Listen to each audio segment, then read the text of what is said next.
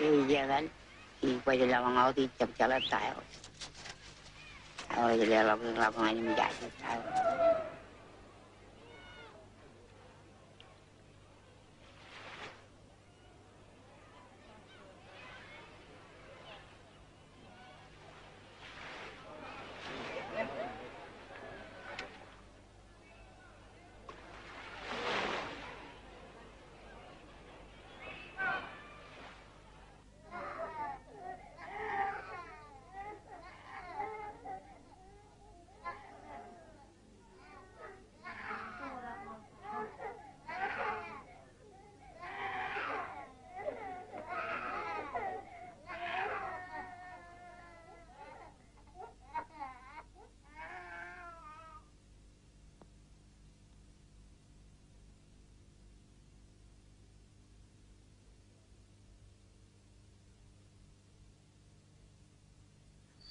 It's a fascinating situation to think about years later, to come back to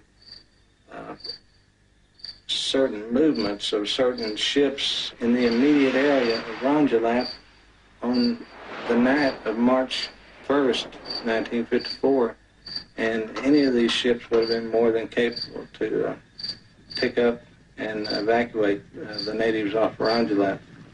The USS Gypsy passed right through the area between Rongelap and Roderick on the night of March 1st, 1954, and could have easily have taken care of the people. At Tokyo University Hospital, excitement is high as Dr. Suzuki, head of the hospital, greets Dr. Morton, chief of the Hiroshima Atom Casualty Commission, present to examine members of a fishing boat crew burned during the Eniwetok hydrogen bomb tests. Some of the 23 fishermen aboard suffered serious injuries as the result of the radioactive ash fall 300 miles from the scene of the explosion. Another byproduct of the stupendous mid-Pacific blast unfolds in San Francisco, where tuna fish, supposedly made radioactive during the tests, are scrutinized by federal agents armed with Geiger counters for signs of contamination. Fish shipped from Japan must undergo rigid inspection by food and drug officials before being allowed entry. In this case, the fish are given a clean bill of health.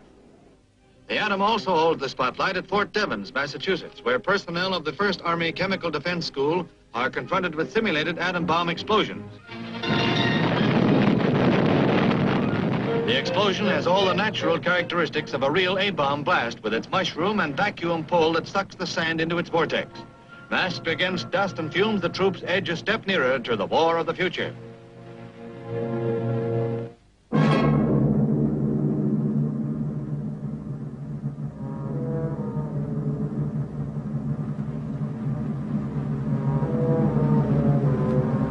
It could be said that Castle gave us more substantial knowledge of the possibilities of thermonuclear warfare.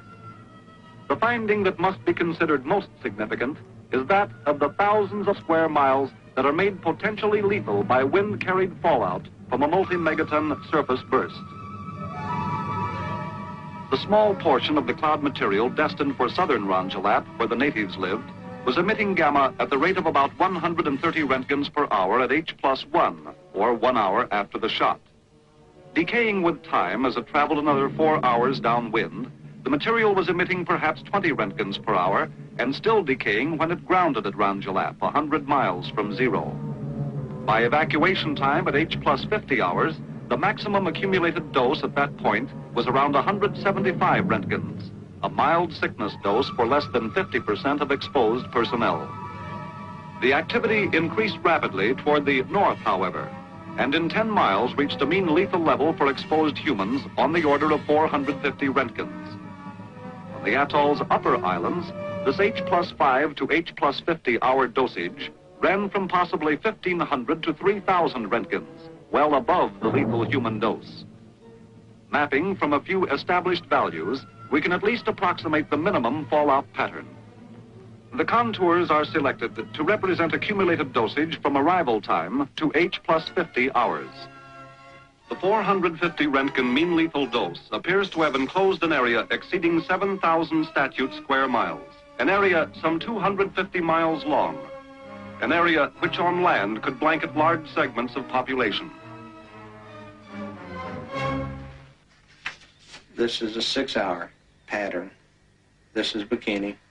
You can see that the levels are ranging anywhere from 50 rad per hour, 100 rad per hour, and as it was coming to the internal side, it was reading out 200 and 500 rad.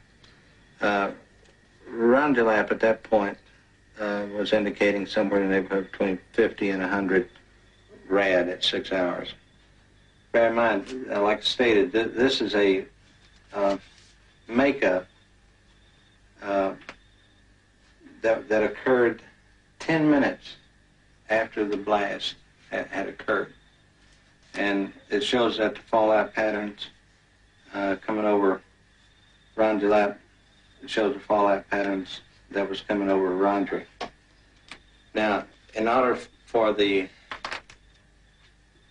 patterns to be made up, there had to be some type of model that was in a computer. And the model that was set in the computer, then with the raw data which was fed into the computer, would indicate then what the fallout patterns really were. So, which fully indicates that the United States government knew the day and the night before that the wind patterns were blowing directly over Rongelap and Rondrick and Urick.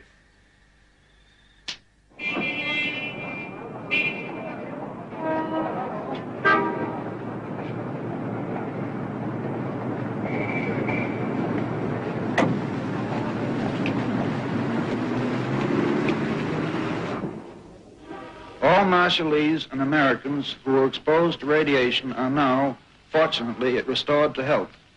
No person has ever been lost or even seriously injured. No homes have ever been destroyed. And now for the question of continuing our nuclear tests in the Marshall Islands, which were selected only because there is no other place in the world over which the United States has jurisdiction where certain experiments could be successfully conducted with less danger. It must be clear to all, except those who wish to curry favor with the communists, that we have no choice. We must continue to do our best to produce devices which will prevent the free world from being overrun by the communists. Before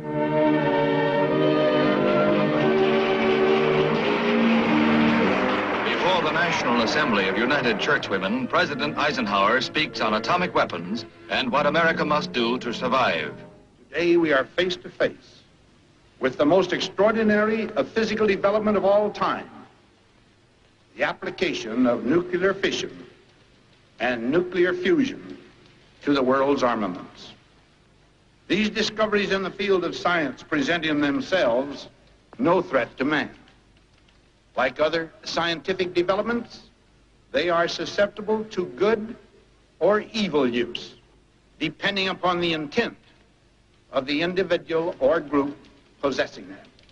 Man's greatest scientific achievement, therefore, cannot yet be made exclusively to serve the advancement of man's welfare and happiness. Instead, we are forced to concentrate on building such stores of armaments as can deter any attack against those who want to be free. Chicago is where it all began, where chain reaction was achieved. And to the AEC Argonne Labs in Chicago last week came 7 men, natives of the Marshall Islands. These are fishing people, savages by our standards. John is mayor of Rongelap, which is 100 miles from Bikini. When the white powder fell, Tima said it was snow. It wasn't snow, but incinerated coral, highly radioactive. The Marshallese caught by fallout got 175 Roentgens of radiation. Most humans are exposed to less than 20 Roentgens in a lifetime. So, a cross-section, a delegation was brought to Chicago for testing. The first was John, the mayor of Rongelap Atoll. On his way to the Iron Room, John bathed. His clothing was discarded for a special white suit, special white stockings with zippered covers. John, as we said, is a savage, but a happy, amenable savage.